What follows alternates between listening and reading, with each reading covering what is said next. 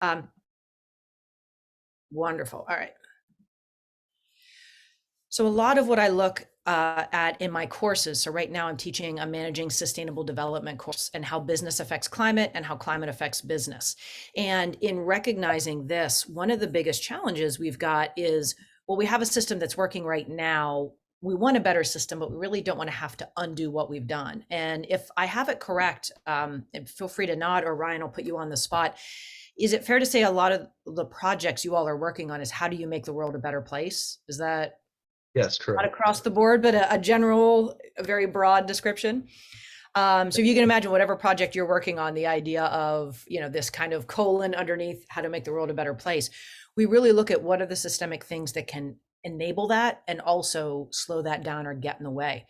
And I started with this slide because PwC, both an accounting firm and also a very well-respected consulting, PricewaterhouseCoopers consulting organization, they talk about the mega trends going on. And one of the single biggest mega trends is this idea of climate change and resource scarcity, that it will be affecting all businesses. And when I say that, I can't imagine, I mean, when you think of different organizations, different businesses, what we've seen that's been impacted during the pandemic, a lot of these things are going on because of disruption, and climate change is a major disruption. So it's this idea that you don't just have flooding in Texas, but you lose your existing inventory. You also have a problem because a lot of people had damaged cars and needed to buy additional cars. So I'm looking here if Sophia and Burton both have been saving up for cars, but now what they have has been damaged. They're going to buy a less expensive car, maybe one that doesn't last as long, maybe not the one they were hoping to buy. And so it changes buying patterns and even the predictions that marketers use. In addition to this, the used car market became more competitive because people were just looking for cars and there was a little bit of a shortage. Then we add a semiconductor issue, right? All of a sudden now, used cars and existing cars are much more expensive to get. So when you think about that disruption, it certainly is to day-to-day business, but when the water goes away, there's still issues where people who are just getting by have lost their reliable transportation. On the right, you have New Orleans, right? This idea that you have a city that has a lot of their income coming from travel, you now have less of that. And many of the people in the service and travel industry are the ones that are harmed most from the standpoint of not having a regular paycheck. So from that socioeconomic piece, all these things kind of come together. So I want to challenge you all to just put into the chat room. This is more an exercise in reminding you why things matter, but where will you be in 2030 and where will you be in 2050?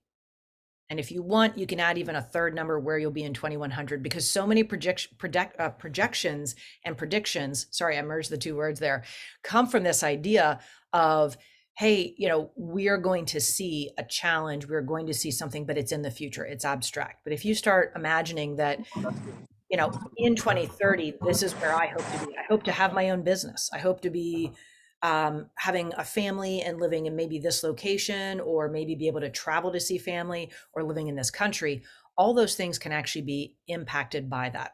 So go ahead and just put in there what age you'll be, because as I talk about some of these projections, you all are going to see the biggest amount of change, I think, pretty much in almost any lifetime. I think it will exceed the Industrial Revolution because we have environmental changes going on at the same time we have infrastructure and obviously socioeconomic ones, which means this is all going to impact your careers and where you plan to be. So go ahead and put in the chat where you'll be in 2030. You can just have whatever you want, but how old you'll be. And then this idea of, I hope to have a family. I hope to be owning my own company. Just things like that. So yeah, at the beginning of my career and mid-20s, right? Middle-aged, mid-40s, hoping to retire, right? How do you retire when all of a sudden, heating and cooling costs have doubled or tripled? So the way that we look at this is something called IPAT. And our impact on the earth, our impact on our environment is impacted by population, but not just population. If that were the case, you have India and China having much more impact from just a pure population data point. And part of this challenge, though, is it's also about the affluence. How much is a person consuming, buying, flying? How much red meat are they eating? All these things impact that part of the population, because my impact is larger than someone who is living in a small village and not traveling much and probably using minimal electricity. I've got 3 lights on right now. Right? So just that idea of all these little things. And then, of course, technology. I can alter a little bit of my affluence by the idea of having a Tesla, of having solar panels, of being careful and using, basically using less meat or less raw meat, but having really good locally sourced, organically grown, food. So as you think about all these things, I'm seeing some really great things here about being in med school, being a leader of a company, making significant impact and change in India's education system. Is Kunal, I hope I'm saying that right, but I think that's fabulous. Yeah, there's some really neat things going on. We'll be talking about this. Excellent. I see a young Nobel Prize winner. All right. If I can help you at all on that, I would like to. So yeah, as we look at this, you often hear about people, planet, profits, this idea of this sweet spot with climate change of if we can do all three and think of all three, we get this magic space of sustainability. You also think of this idea of sustainability as three pillars: social, environmental, and economic. You need to think of them that way. A lot of people talk about ESG. It's the latest version of corporate social responsibility that looks at obviously the environment, social justice, and really has that a little bit more articulate and makes it more of a priority. And then governance, which is both the idea of the government and the policies that are involved, as well as the governance, meaning the leadership and how the leadership is making decisions. So as you look at all of these things, a lot of different ways, sometimes people add a fourth column to this, but in reality, this is my favorite. David Suzuki, who is basically the Bill Nye the Science Guy of Canada. I got to hear him speak a number of years ago. He was winning an award, and he talks about the idea that we can look at all these complex notions, but it really comes down to what he calls the bullseye, that it's not these overlapping ideas, but instead, hold on, I went too far. It's instead a bullseye, which is this idea at the right, that we are, without negotiation, living on the earth. That is, right, the ecology. And that the earth doesn't care what we do. And then from that, we have built, of course, we have the people, and which is that idea of society, who we are. And then we've built an economy. And that means that the trees don't care if Wall Street fell or if we've got a major problem in the Ukraine right now. The trees are just there. And when we take them down, we basically harm that environment that we're living within. And then we've created an economy that, of course, runs what we do from a societal standpoint. And the reason I kind of like this idea is when you start getting into this vision of what we do and wicked problems, it's a really nice reminder of the complexity, but many of those complexities are ones that are self-induced. So let's just think for a minute, when you talk about a wicked problem and what a wicked problem is, it's the idea that it's difficult to solve, possibly impossible to solve, because you have incomplete or contradictory information. So let's use the idea of just education. This idea that if we raise teacher salaries, education will be better. I completely agree with that. But that won't fix the whole problem. We also need to make sure that from a poverty level, students are safe at home, are safe in the schools, and can actually focus on schools, meaning they've had enough to eat. Those things can also impact education. And so you're looking at this idea of having teacher and curriculum, but how many of you even have heard the arguments of the best math to teach? Is it Singapore math, right? There are different approaches to it. Do we want more conceptual when they're younger? Should we do more of a Montessori where they physically do manipulatives to figure out math, or paper and memorization? What is the best way to learn it? So this idea that you have contradictory information, not all bad or necessarily undermining each other, but just different ways. So I can't just fix education by addressing one problem. I can improve it, but you have the same challenge when you look at the volume of opinions and the people involved that all have, frankly, different priorities. We're seeing this now with critical race theory and wearing masks in the classroom. Different people have very strong and varying opinions. And unfortunately, with the internet, and fortunately for the internet, we can pretty much find a data point that supports what we're saying. And that can be both wonderful, but also problematic. So then, of course, the significant economic burden or embedded systems. So you think about the schools that you all are going to, or different versions, they all have set things that it would be an immense amount of effort to change all of it, particularly all at the same time. And then the idea of the interconnected nature. That is, if I'm too hungry, the best teacher in the world isn't going to help me, or if I'm being harmed at home. But if I'm being harmed at home, having a good teacher is still better. It just isn't a magic fix. So how all these things connect is considered a wicked problem. And the same thing works when you get into climate change and sustainability. I would like to have no negative emissions, no pollution, but I also still want the steel that is in my refrigerator, in my oven, and in my car. So that idea of, okay, how do we do that? What are the possibilities? How much can we scrub out of the air? How much can we use green steel? How much can we do a closed loop system? And then how much does that upend an industry that right now is not being rewarded for going green and is not being punished for the amount of chemical pollutants they're putting into the air? So all these things are connected. We have a certain amount of demand. It's a wicked problem in the Ukraine right now because you have Europe needing the oil and gas that's coming out of Russia and also wanting to provide sanctions. It's also one of the reasons I think the timing is now in February and not in the spring when we need a little bit less from a heating standpoint. And that is impacting how people are making decisions. So if we think about the socioeconomic pieces of this, this works when you talk about race and respecting other cultures, whether people are xenophobic, racist, sexist, all these problems, the idea of where people are getting their information and how they're being educated, and the fact that if you fix just one piece, we improve education in the classrooms, that doesn't fix all the problems. It improves it, but it's so comprehensive. There's so many different pieces to it. So one of the things we see when we look at climate change is sea level rise by itself is a wicked problem. It's going to be handled differently in Miami than it is in Manhattan. Both have challenges, but the solutions are very different. The problems are very different.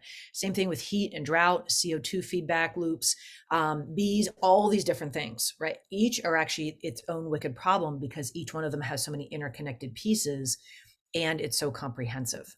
So as you think about this, we know the Earth is warming. Scientific fact, 97% of scientists are completely on the same page, and many of the variances are about the idea that people find that that number of 1.5 degrees Fahrenheit might actually be closer to 2. So we know that we're increasing the temperature. We will hit 1.5. There's no doubt about it. Really, the predictions now say we're going to see 2 degrees Fahrenheit, and that's just a confidence from a probability standpoint. And what that means for a lot of businesses is in Arizona, they can't do a lot of road work during the day because it just gets too hot. So you now have to do that work at night. Well, it costs taxpayers more to do it at night. One of the biggest reasons is because you've got to have lights. You've got to have more people to make sure that you see everyone who's doing the work. You have to charge more in the evening for overtime and for work that's off hours. So all these things, again, make something just as simple as it getting warmer a challenge to certain industries. The global rainfall is also increasing, and this means we're going to see flooding. We're going to see a lot more blizzards. The idea that when the water does come down, it's coming down in deluge rather than over a long period of time. So this is the idea when you look at data of the idea that, well, yeah, we're seeing global rainfall increasing by 15%, but it's not just that. It's the idea that sometimes we don't have any, and sometimes we have way too much, and it's coming down too fast and in a tight amount of time. So that's the concept of if my head is in the oven and my feet are in the freezer, on average, I'm doing okay. So this idea of having too much on a regular basis, but we're looking at significant changes. And that means that the Northwest Northeast Passage is open for the first time. So we're able to go up to around the North Pole and take ships through the water because there's no longer year-round ice. So for a business, that's a wonderful thing. It also means it's changing a lot of things of who owns that area, who's in charge of it. And you're seeing Canada and Russia and a number of other countries fight for that. So, which is again, that geopolitical issue. We've got half of Australia in drought. And so when you look at how these things are impacting it, fresh water is an issue that is actually global now. So the American Southwest drought is considered a permanent condition. The Himalayas temperature rise a degree per decade. And a lot of people say, well, yeah, but we've always had fluctuations. The temperature had been relatively steady for 10,000 years, and now it's changing a degree a decade. One of my current students is from Nepal and talks about the changes and what this means to the area of actually more water now, and in anticipation when that all basically melts away, you're going to see then a significant drought. And that's the idea too, that 18,000-year-old Bolivian glacier is gone, but Lima is depending on that glacier for water. So now you're getting into water scarcity there. And this affects a lot of businesses, not just the population's drinking water. You've got 300 million Northwest Chinese that use snowmelt for water. There's no way to replace that for the next ice age. 300 million. That's the entire United States population, not only not having water to drink and for food and for production of food, but it also means that the amount of manufacturing going on doesn't have water, and many industries are very water intensive. So when you think about these issues, we also just have 111 hurricanes in the tropical Atlantic. And when you look at that number, I mean, that's just from 95 to '08, but 75% increase in 13 years. We're changing how we're doing our supply chains based on this. Companies are now getting and making sure that they have all of their content for the holidays, for the big sales that often make them profitable by July, worst case August, because they can no longer ship in August, September because of the storm surges that are coming in, and you have too much disruption in getting their content. But that now means they've got to buy warehouses, store it longer, have longer margins. All of a sudden now I'm looking at what Vamsi, he wants a certain pair of tennis shoes, and that's what he's going to get for his birthday. But the idea is that might be a different idea than what I think it is 6 months later. So you no longer have these trends where I can really predict the trend, have it manufactured, and get it in time because of these delays. So these are all things that impact our bottom line. It impacts our margins if we're a company. And as we make these decisions, this warmer air that you think about with more evaporation, more precipitation, you don't think that it literally affects the Christmas holiday buying season or how we actually have products in the fall based on storm surges. But when you have a global society where things are being manufactured all over the world and then shipped to other locations, it actually does, it impacts part of what we look at for inflation. So very quickly, I want to run through this example. And this is the world's largest iceberg, thrice the size of New Delhi, breaks off in Antarctica. And this is a discussion that also you kind of see, they say, hey, this is what the size of it is. But here is something that I think is more important. And it's one of the reasons I'm passionate about data visualization.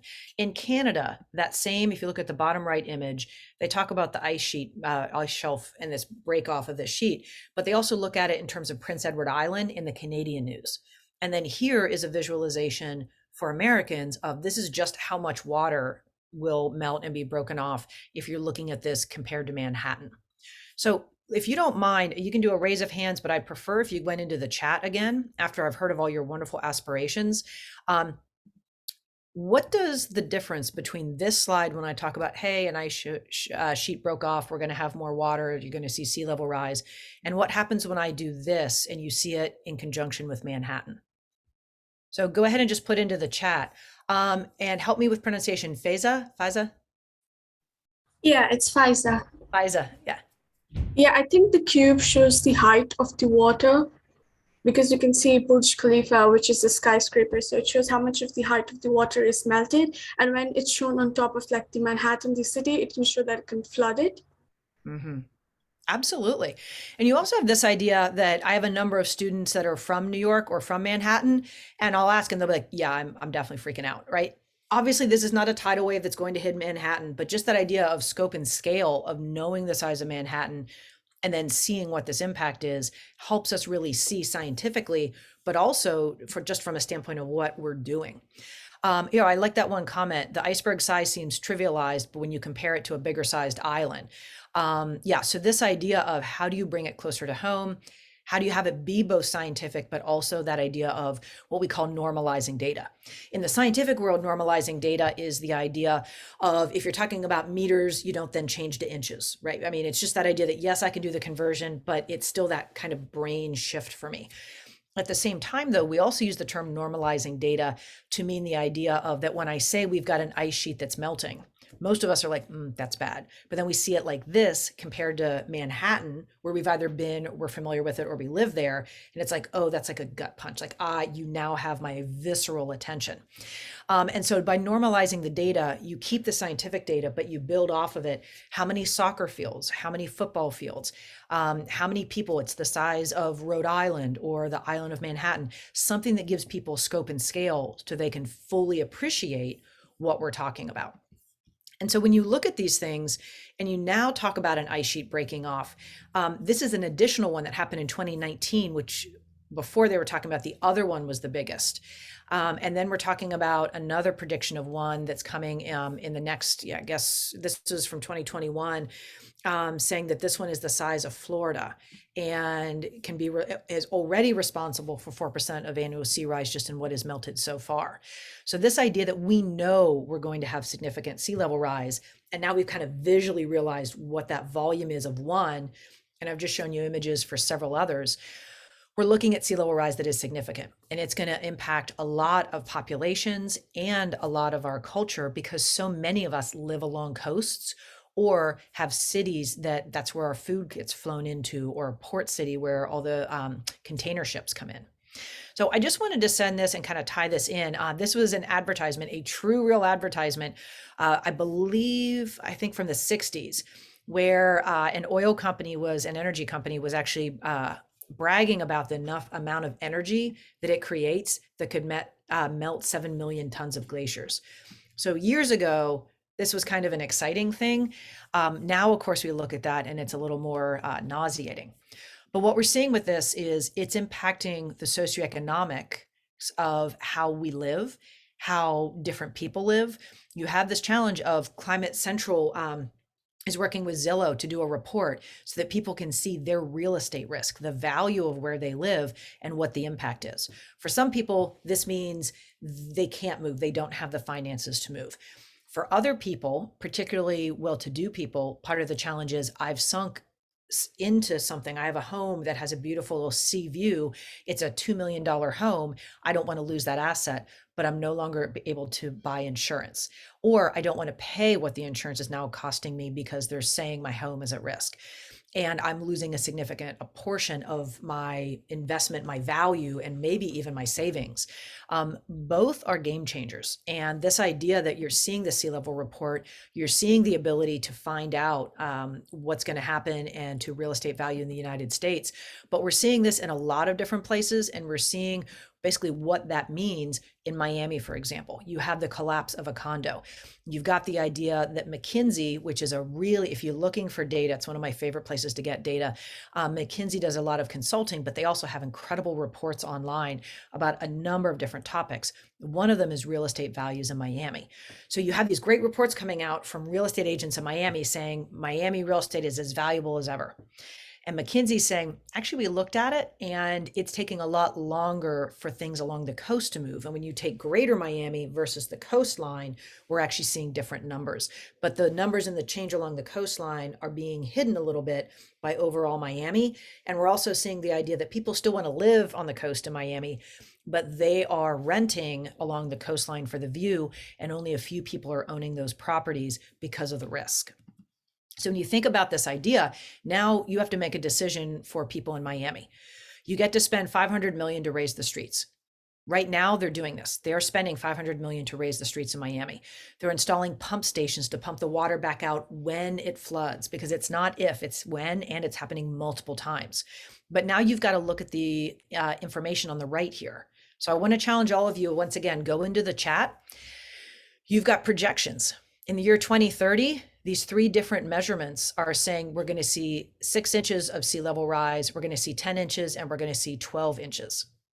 Well, if I have to build a foot higher to handle that sea level rise, that is a lot of money. That is a lot more than 500 million. By 2060, we're looking at 34 inches, and that's pretty much a meter. We're talking about an incredible amount of height of water damage on the regular from my city that disrupts business, my ability to charge taxes because of how much companies make. And so the idea is, if you have a business in Miami, you've got a thriving doctor's practice, because I saw some of you wanted to be doctors, your family lives there, and you're trying to decide how to best protect Miami, what is the answer? So go ahead and put in the chat, congratulations, Afreen, you are in charge. Right? What does it look like if you're trying to, Peter, Eric, Faiza, I'm going to go back to you. You're in charge of Miami, and you've got to decide which one of these projections do you use. That ties back to our wicked problem, right? This idea of, where do I put my money when I'm trying to guess what we're going to do?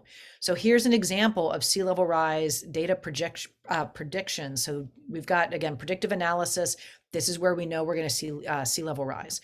The other thing we're seeing is they're already raising the roads.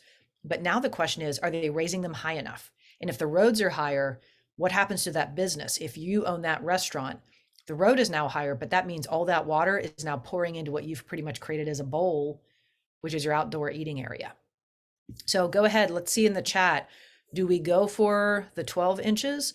Oh, the flood factor provides a great contextualization. Yes, flood factor is a wonderful resource to use on this. I'm glad you brought that up. Thank you. Is that Alejandro? Yes, thank you, Alejandro. So yeah, as you look at these predictive situations, you really are trying to decide, what do we do?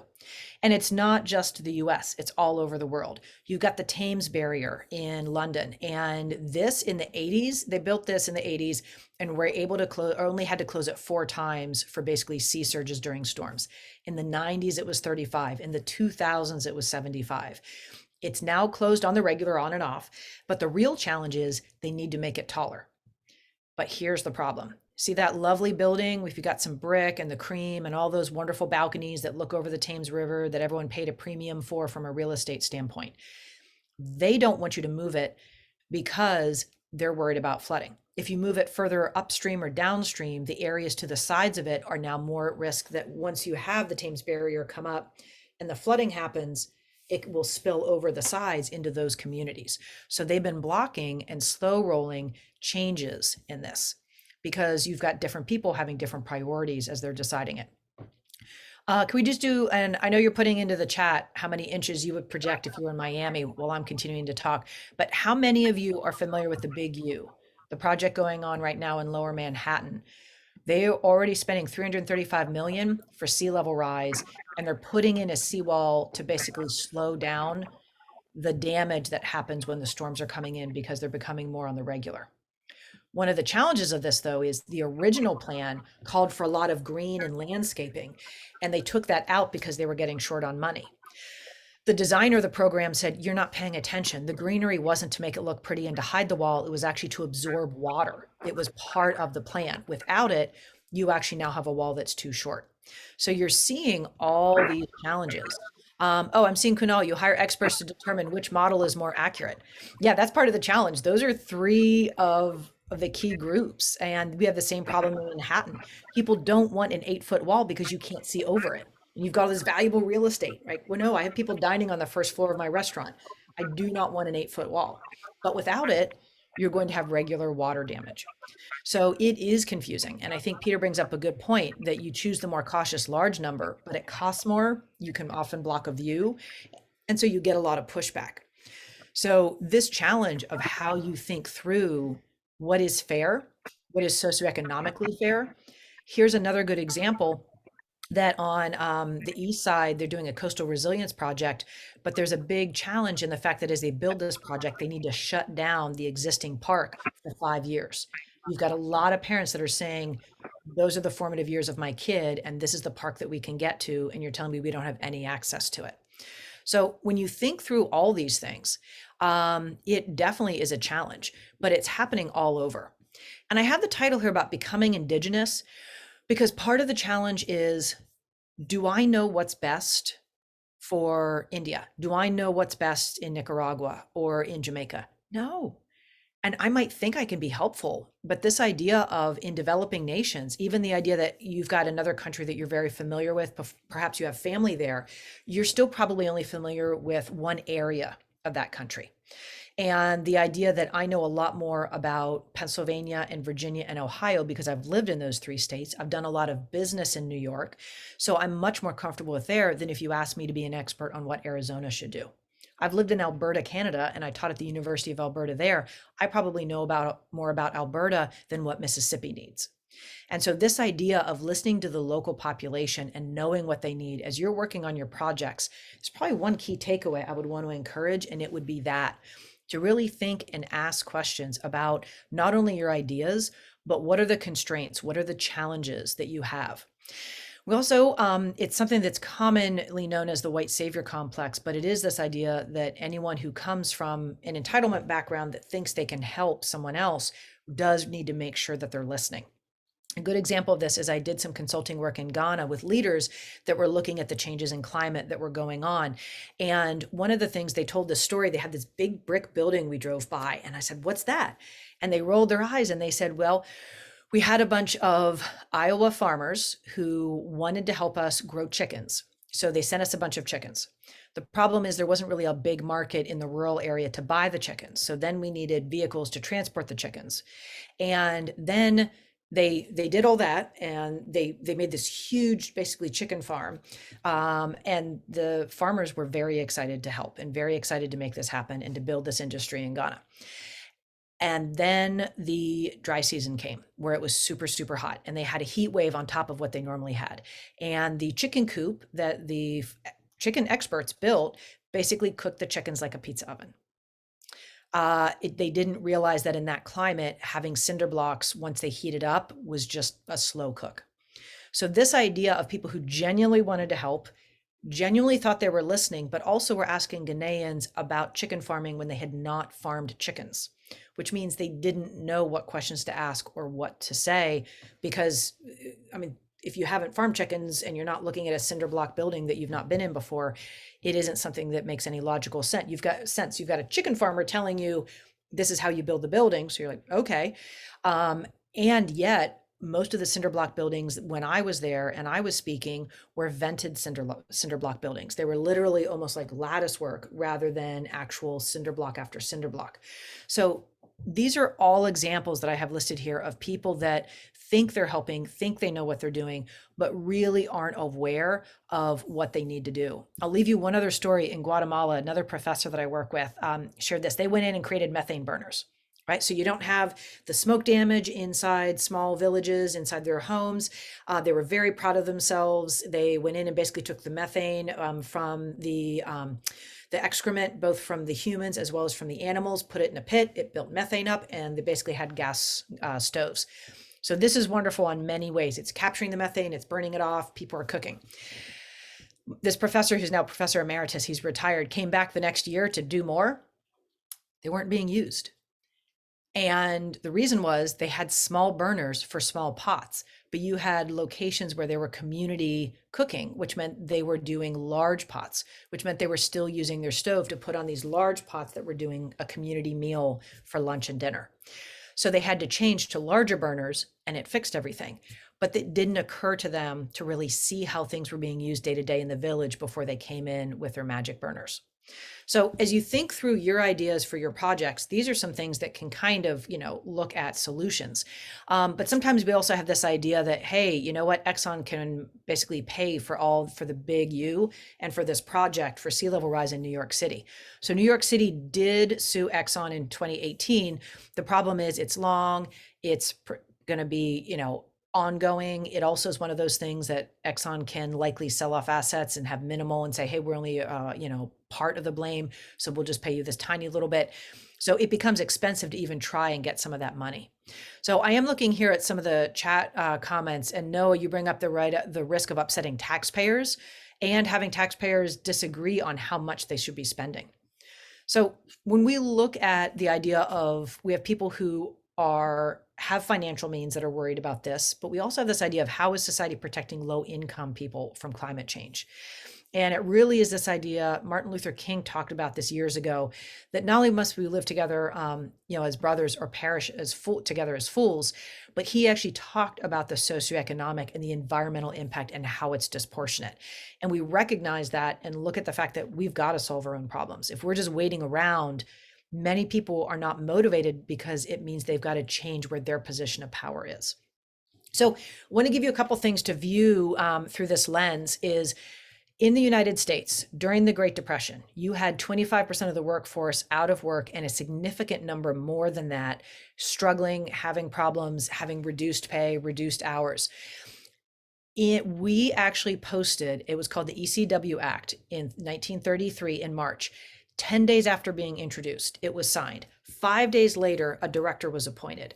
7 days later, the first CCC enrollee was accepted. 7 days after the director was appointed.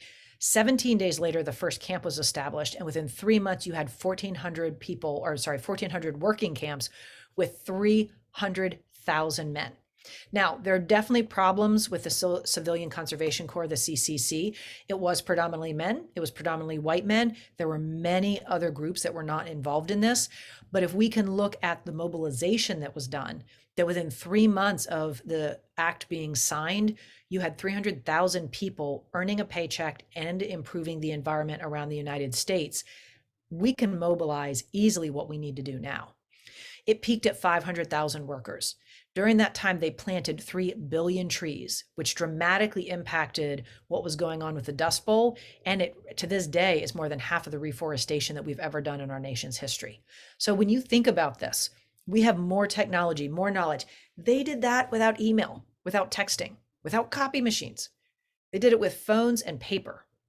So this idea, if you look in the upper right-hand corner, that little CCC patch, it was so popular, people wanted to be part of it. People actually made fake uniforms from this to wear because everybody wanted to be part of this.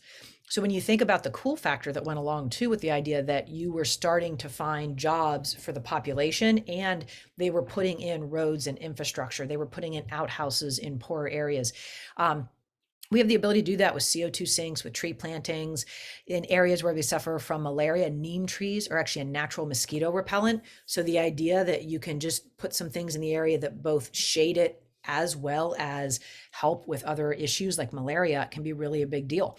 Sawgrass is known to absorb more CO2 than most other grasses. So the idea that any golf course should have all the rough areas, right? Not the green, but all the other areas around could be sawgrass. You could actually see a legitimate uptake in CO2 absorption without even really having to change much. So we also know hunter and farmers create a meter, 3 feet of soil every 10 years by putting velvet bean down when they're not growing something in the field or over the winter months, because it literally builds up nitrogen. So when you think about all the different ways that we can benefit and make things better, we've got a lot of options. But we've got to make sure there's an organization called Green for All that I'm a fan of, because it recognizes that we want to make it a more equal benefiting when we approach things from a green standpoint. So making sure that there are solar panels in lower income areas so that people aren't choosing between medication and having air conditioning when it's hot out.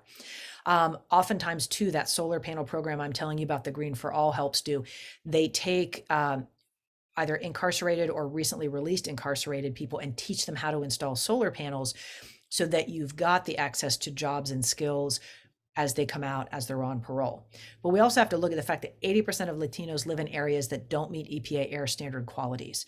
You've got in the LA basin, young men with lesions on their lungs that are 18 years old due to pollution. 68% of African Americans live within 30 miles of a coal plant, and impacts both asthma and COPD in the older years. And both of those are also expensive conditions that erode revenue coming into a family because they're spending money on that. So we're seeing that from a standpoint of the United States, but I want to switch, because I'm looking at the time here, to the fact that the Ghanaian population during droughts, they use social media and crowdsourcing to report on where the wells have gone dry. So you've got this map to the right. I actually met with a Ghanaian about a week or two ago, and he hadn't heard about this in Tamale, and he was really excited because the first person to walk to the well that has gone dry posted online. So now if I've got a kid that's walking to the well for water while I'm at work, they know it's not worth their time. They can go to another one that might be a mile or two further away, but we'll know we'll get water. And maybe that means they can come back and do a half day of school. So when you think about this idea that even during a drought, you've got 2 billion literate people a day that live on less than $5, 2 billion literate people who live on less than $5 a day have cell phones. And that was a 2011 number. It's gone up significantly. But what we also see is in many of even the poorest regions of the world, almost everybody has access to a cell phone. But what you have is more of a shared process where you roughly have 20 people per phone in a village or in an area that are sharing the phone. And literally someone walks once every couple days to where there is electricity to be able to charge it. So when we look at these things, our emerging markets, they're growing 3 times faster than developing ones. We're looking at Africa already being a tech hub. There's a lot of coding coming out of Africa. I've got a student right now that's working on doing more coding in Zimbabwe, and also putting computers and teaching coding in Haiti. So when you look at these ideas, we're actually seeing a lot of developing countries leapfrog the United States, UK, Germany, because they didn't have the infrastructure that's still there. So they were able to build infrastructure and use renewable energy in all of these locations. Nicaragua actually was using diesel and shipping in diesel and running giant diesel generators for their electricity. Problem was, when a storm came in, when there was damage, when they couldn't get diesel, you didn't have reliable electricity. As soon as you don't have reliable electricity, what happens? You can't run businesses and you can't do manufacturing. You really don't have that ability to have people invest in a country where they don't know there isn't going to be major disruption. So the idea that now they've got renewable, the goal was renewable by 2020. It's one of the reasons I left it there. They did not hit 90% in 2020. Some of that was due to the pandemic. Some of it, they weren't on target, but I believe they were somewhere in the 70s and now they're in the high 80s. So you're seeing things change very rapidly. I can keep going. I've got more content, but I would love to make sure I'm able to answer questions. And whether we want to talk about developing or developed countries or some of the challenges we're seeing from a socioeconomic standpoint, I'll just kind of point out that these two graphs are identifying on this map, the area where cocoa, and for those of you that like chocolate, I'm in that category, used to be grown or currently being grown, and where it will be able to be grown in 2050. In a very short amount of time, many of these subsistence farmers will no longer be able to grow the crop that they know how to grow. And for many of us, that means you go to the internet, you become a subject matter expert in something else. I was in the Volta region, which is the far right green area there. And for them to go to another crop means even if they put in cashew trees, that can shade the cocoa and give you some production in cocoa, even in hot weather. But now the challenge becomes it's 4 years before that cashew tree grows a nut, let alone amount that I can sell, which means I've got 4 years of investing into an asset before I get any money out of it. And for a subsistence farmer, that's not really an option. So there are a lot of challenges that we're seeing all over the world with this disruption in the Philippines, in Samoa. And we're seeing that we can plant trees and slow a lot of this damage, but that's still an investment in time and money in the saplings, in watering them, in labor that we've got to kind of think about. And then we just get into where we're going to see sea level rise change so much of where people live. That's going to be a challenge as well. So with this in mind, Noah, I see your hand up. Yeah, I just had a question. I just saw Ryan put in the chat to put our hands up on Zoom if we had one. Would it be okay to ask it now? Yes, please. I'd love it. Okay, awesome. Yeah. So again, thank you so much for coming to speak with us on your Saturday.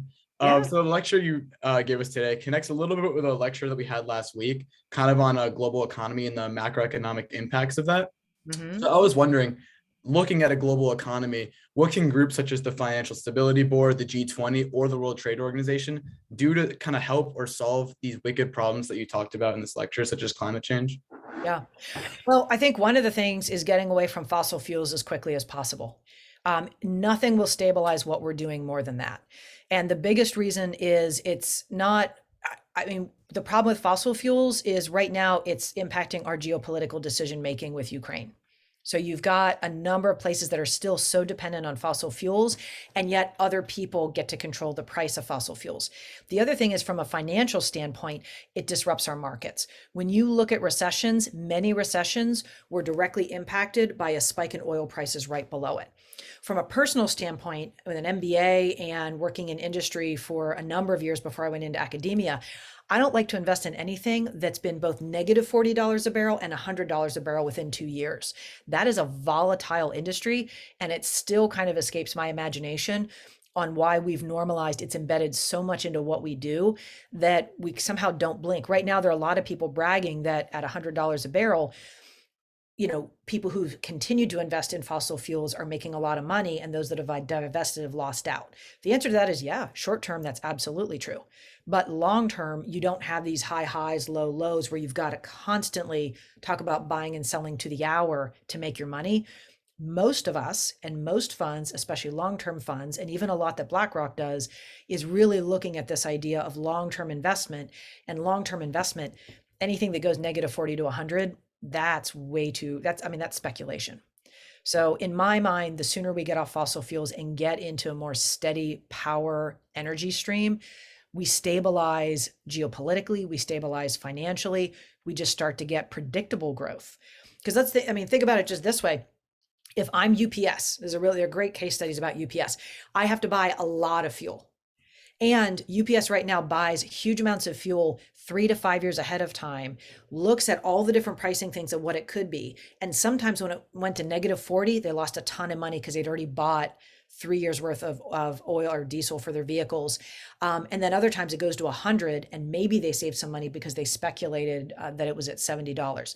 That is an exhausting way to run your business. And if you're looking at the financial pieces, you can't predict what your profits will be, because one of your input costs of fuel is just jumping up, jumping down.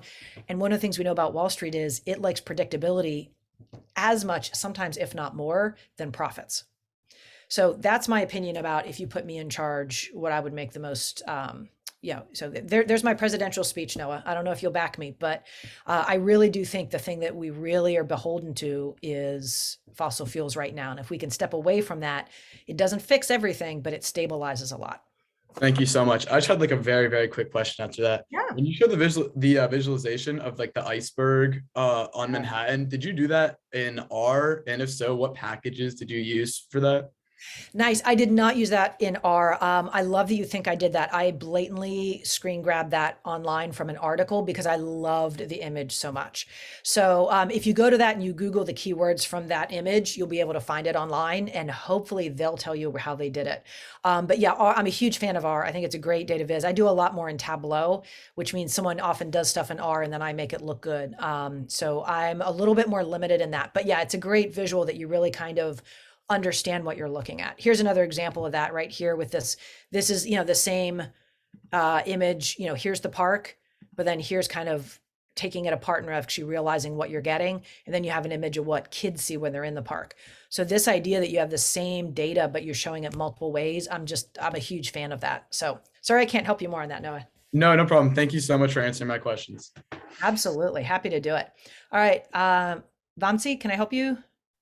Yeah, good afternoon. Good morning, Professor. Thank you very much for your detailed lecture today.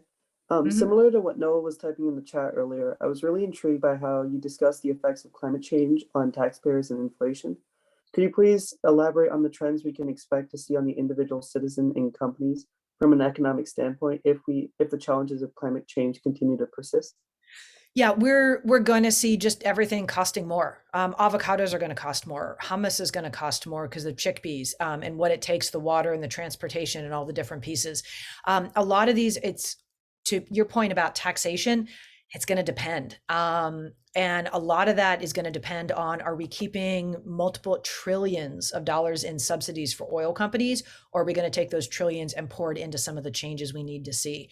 So a lot of this really is at the government level of the amount that we're putting into aircraft carriers, which by now can be blown up with a drone. I'm not anti-military. In fact, I think we need our military and it's super important. We see that with the Ukraine right now. But where we're putting our money in some of these different areas for taxpayer dollars, if we don't change that, we will see a lot of additional costs, a lot of flooding, a lot of need for FEMA, a lot of demand for emergency situations, and those need to change. There's a really good example. It happens all over, but in the South, but particularly where I am in Virginia, which is just south of Pennsylvania. I've lived in Pennsylvania. I've lived in Virginia. In Virginia, we had this big storm come through. All these trees were down. Everyone was out of power and everyone was surprised. But I've worked in the telecom industry and I've lived in Pennsylvania and I'm super annoyed. The reason being, power companies in Pennsylvania spend a lot of money trimming back tree branches and even trimming tree branches so that if a tree does get laden with ice, it falls away from the road, it falls away from power lines. In Virginia, they're not incentivized to do that.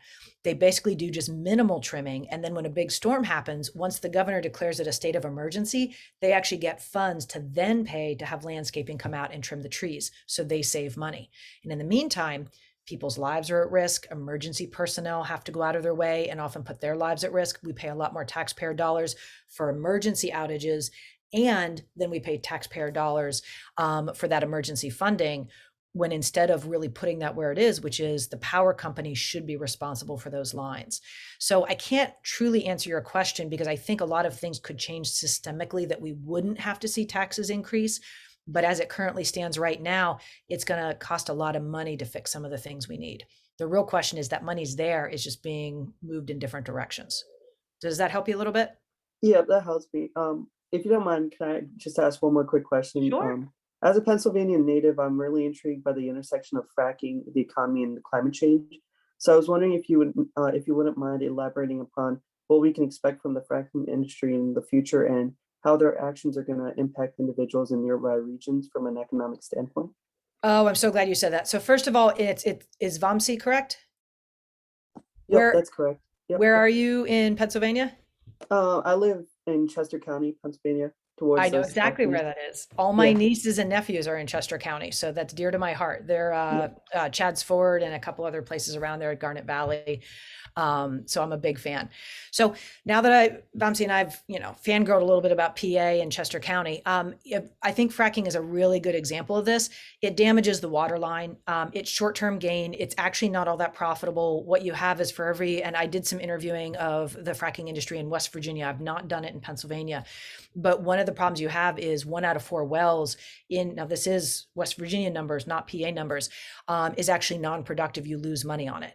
Then and again, natural gas prices go up and down. So a lot of times they hold on to their natural gas. And then when the prices go high enough, they sell all their natural gas and then it drops the price down again. So it's a highly volatile market where a few people make money and a lot of other people struggle. So one of the things that I'm a big fan of, and this was one of my examples of resilience in business, is there was a nonprofit that realized that fracking companies have the same skills, same certification, and same equipment you need for geothermal units. So they started to realize, and they're actually helping fracking companies transfer what they do into a growing industry, an industry that isn't getting additional restrictions and can still make the money. And in some cases, they're a little more proud to call themselves a company that does geothermal heating for building than a company that's doing fracking and harming the local populations.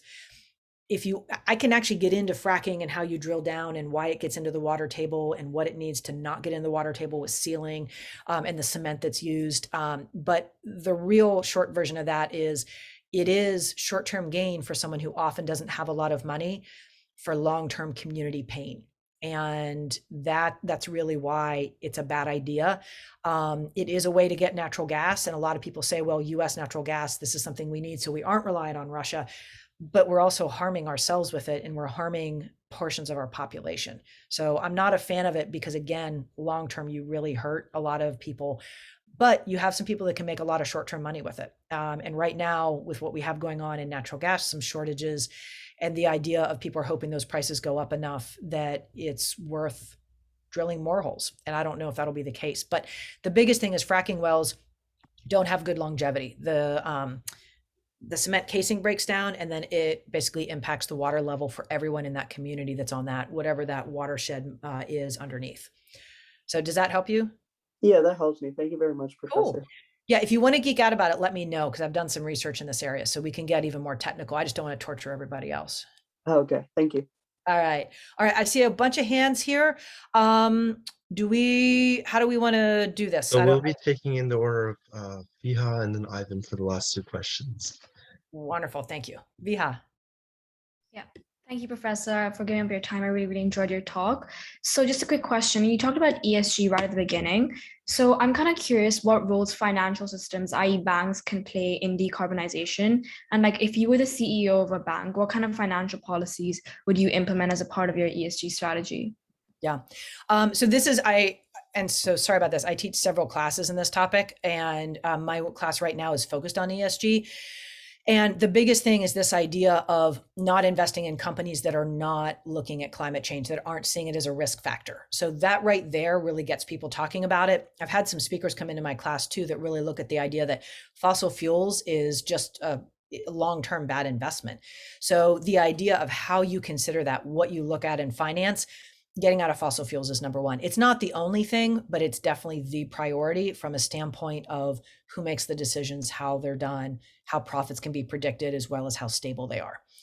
So there are plenty of other aspects, but that really is the biggest one. And then the second is looking at, socially what you're impacting and really understanding the impact of all stakeholders, not just shareholders. There's a big change right now in what's called shareholder value. And it's basically shareholder versus stakeholder primacy. And the idea, Lynn Stout talks about shareholder value myth. There's a link I will send. If you guys are interested, just follow up and let me know. That's a video that she really just lays it all out. And it's very compelling about why shareholder primacy by Milton Friedman is actually very short-sighted and has not even done what it has promised. And stakeholder has much longer and larger ROI. So we get a better return on our investment when we look at all stakeholders rather than just the people investing in the company on Wall Street. All right, Ivan, I think is next.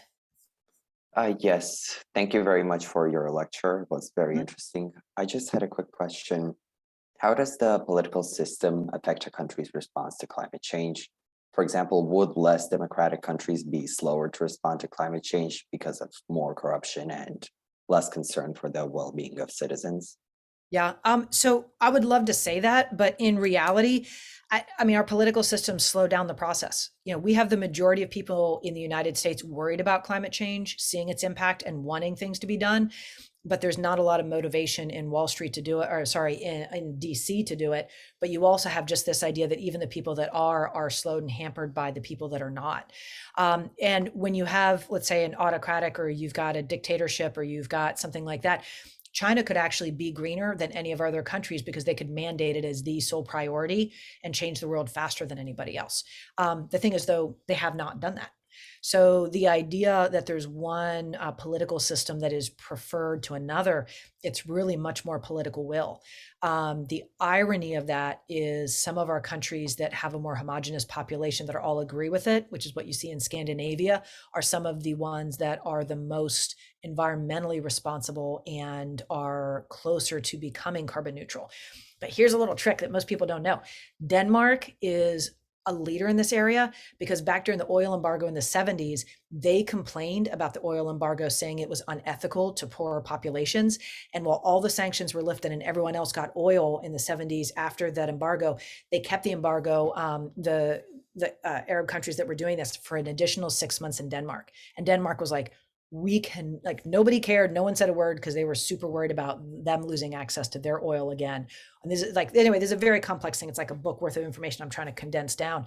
But that at that point, Denmark said, we can no longer rely on our energy, how we run everything we do, by oil and by other countries. We've got to be more independent. We got to bike more. We got to use wind turbines. We got to see where we can use solar. We got to use geothermal, but like, we have got to get out of this dependency because nobody cares if they just stop giving us oil. And that's the reason. So it's not like this big, they're worried about the world and they're worried about the polar bears.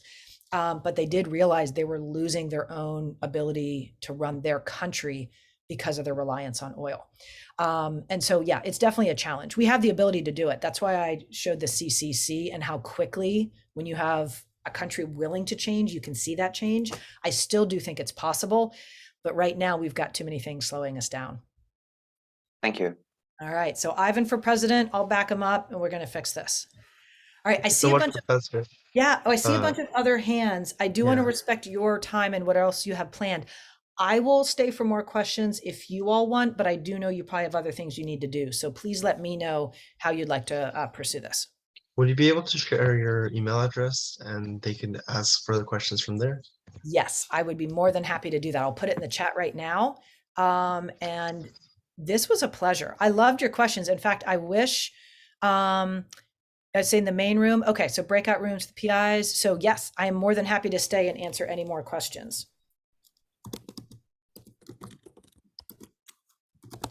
Okay, how else can we fix the world? Pratik?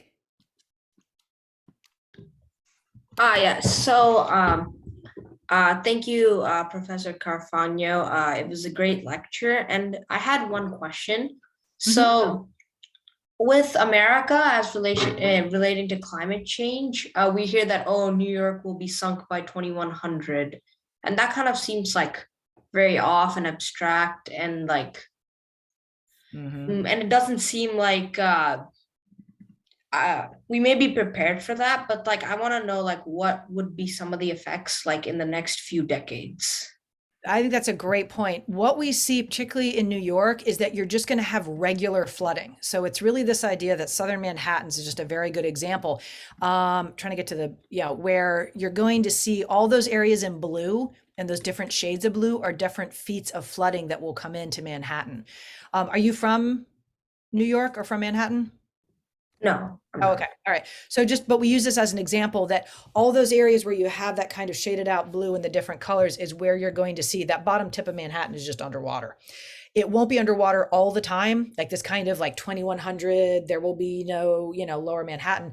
It's much more the reality that what you'll see is we've already seen flooding about every 1 to 2 to 3 years that shuts down the subway system, shuts down work. You can't get there, and you're seeing more remote work, which is fine. But we see as that'll start happening every year, twice a year, 3 times a year. And when you get to about 6 times a year, think about that. That's every other month. The amount it takes to clean it up and then go back in and do it again. Clean up the subway system, getting up and running again. The idea of how many people rely on it. The ferries that can't dock because the water is actually literally over the port. And so what you'll see is more and more disruption and more insurance claims. You didn't even get into insurance that will happen. And all that becomes more expensive. So it becomes more expensive to have your headquarters in New York. So we'll see more organizations leaving New York as their headquarters. So that's the kind of impact that we'll see probably the next 10 to 15 years as you get into college and then start your jobs and maybe want to work in New York. Thank you. This is like a far more in-depth view, a nuanced view than like what we get from like, oh, the city's going to sink in like a couple decades. Yeah. And honestly, once it's underwater, it's really easy to move on and do something different. This really is this transition in between where you've got a restaurant that makes a lot of money right now, but you're starting to get it flooded and down for 2-3 months once a year. Right. And so now your margins are less, you're making less money. Fewer of your regulars are coming in because they're not sure you're going to be open. All of a sudden you become less profitable. And then eventually you get to the point where you're like, yeah, this is just too much. You're going to see a lot more of those kinds of things. And that's really that shift right now is where in the process does your brain versus my brain versus someone else's brain say, this is a bad investment or this isn't where we should be working. Yes. Thank you. Thank you Yeah. for your answer. Absolutely. Kunal? Thank you, Professor, for your lecture. I have 2 very small questions. So, one argument we hear against moving towards sustainable fuels and especially in developing countries is that developed countries had their run in the 20th century and they industrialized, but developing countries are still like in the process of developing a manufacturing sector and things like that. Especially in India, we hear this a lot that the West is being hypocritical when they're saying that everyone should be held to the same standards. So what do you have to say about that? It may not be that easy for developing countries to transition to sustainable fuels at the cost of development right now. Yeah. And So, oh no, go ahead, please. Yeah, just second small question is that how do we transition from fossil fuels to sustainable fuels when the people in power have incentives to keep using fossil fuels, particularly monetary incentives? We've got to change how we have who's in power and how they make their decisions. Otherwise, it will not change. And that is going to be a major shift as big as everything else. Back to your other question, India, I think it's a really, really good point. To tell India not to put in a coal plant when the US has benefited from coal plants for generations is absolutely hypocrisy. I would argue, though, I would encourage India not to put in a coal plant because, excuse me, it does damage the health and the wealth of the population around the coal plant. Excuse me. And in my mind, if you go to renewable energy, you actually can disperse that throughout the villages in India a lot more fair. If you put in a coal plant, you put it in this location and the people within a certain area around benefit from the energy generated from it. And so it's very local and a lot of money goes to whoever owns the coal plant. When you put in solar and wind, you actually get areas that don't have connectivity, but they get actually a more affordable power source and they get it in a reliable way and they get to have it more regional. The reason you don't see it is because it's regional, because the wealth is then more dispersed. So one of the examples when I was in Ghana, one of the villages I went to that didn't have power had actually been on the wait list for power for 8 years. And they had to put money 8 years ago into the idea that as that power network went up the road, they would eventually split it off and come out to this rural village. What we did instead was we put in just 4 solar panels, right? So not a big deal, but the 4 solar panels allowed them to be able to charge their phones, to be able to use power tools when they needed it, to be able to use a computer for the local school, and to be able to use a sewing machine. Not all at the same time, but these were all now options as well as lights at night. But the reality of it was that was a much better solution, much more low cost, and gave them a minimal of what they needed rather than waiting and actually it being more expensive for them to get electricity that also also that electricity would have rolling brownouts on the regular anytime it got really hot or during the drought, because a lot of that energy was actually generated by hydroelectric. So in my opinion, the electric that's going in with coal and some of these other things is not a benefit to India. And that's where I think the argument should be, that it is better to put in dispersed solar and wind throughout India than it is to put in coal plants. But it's one of those things where it's smaller amounts in smaller areas, but you get a larger amount of people benefiting from it.